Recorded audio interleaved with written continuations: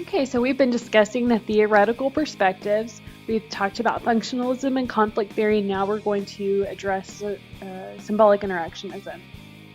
Both functionalism and conflict theory deal with large social units like the economy and broad social processes like cooperation or conflict among social classes.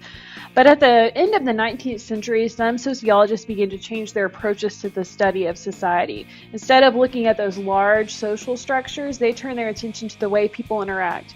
And two sociologists, George Herbert Mead, who we've already talked about, and Charles Horton Cooley, they developed the insight that groups exist only because their members influence each other's behavior. And these early American sociologists created symbolic interactionism, the perspective that focuses on the actual interaction among people, which is an important part of sociology. So symbolic interactionism focuses on how individuals interact with one another in everyday life.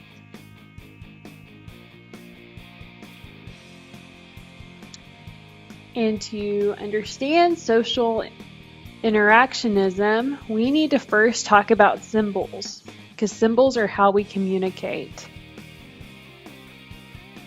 Okay, a symbol is anything that stands for something else and has an agreed meaning attached to it. Maybe an object, a word, a gesture, a facial expression even, or a sound.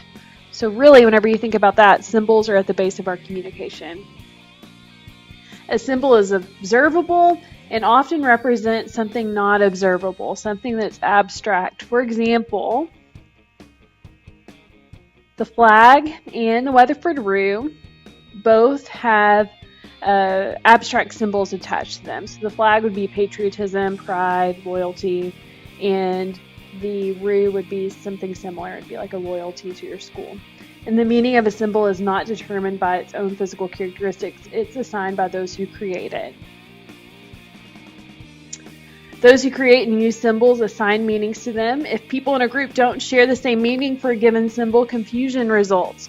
For example, if some people interpreted the red light of a traffic signal to mean go, while others interpreted it to mean stop, chaos would result. We all have to agree upon the meaning of the red light for it to work. The importance of shared symbols is reflected in the formal definition of symbolic interactionism, the theoretical perspective that focuses on interaction among people, interaction based on mutually understood symbols.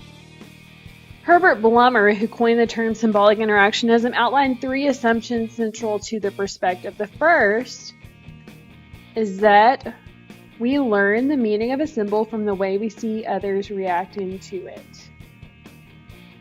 Okay, for example, I am an Aggie, and we learned the traditions of A&M from other Aggies and the meaning of certain traditions and symbols and words that people use in the Aggie culture. Okay, so second, once we learn the meanings of symbols, we base our behavior or our interaction with each other on those symbols. For example, in Latin America, American musicians will quickly realize that when people whistle at the end of a performance, that's like booing in the United States. That symbol means something different in Latin America. So after the musicians know that whistling symbolizes a negative response instead of a positive one, they will definitely avoid an encore if the crowd begins whistling. They'll know that that's a bad thing, not a good thing. Finally, we use the meanings of symbols to imagine how others will respond to our behavior.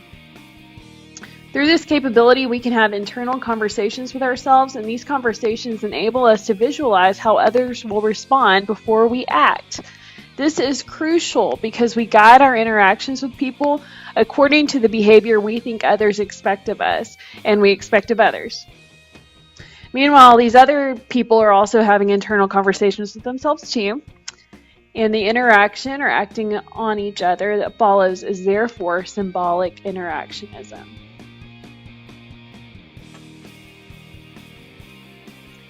In an attempt to better explain the patterns of interaction that make up social life, sociologist Irving Goffman introduced dramaturgy. Okay, and dramaturgy is the approach that depicts human interaction as theatrical performances. So it's taking that internal conversation that you have with yourself where you predict what other people are going to do after you act. It's taking that to another level.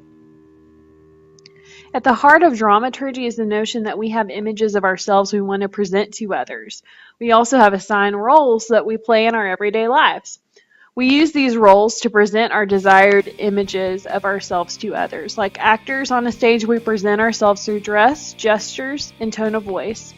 Goffman referred to this as the presentation of self, or the impression management. According to Goffman, our theatrical presentations take place on our front stages. For example, your sociology classroom that you're sitting in right now could be a front stage.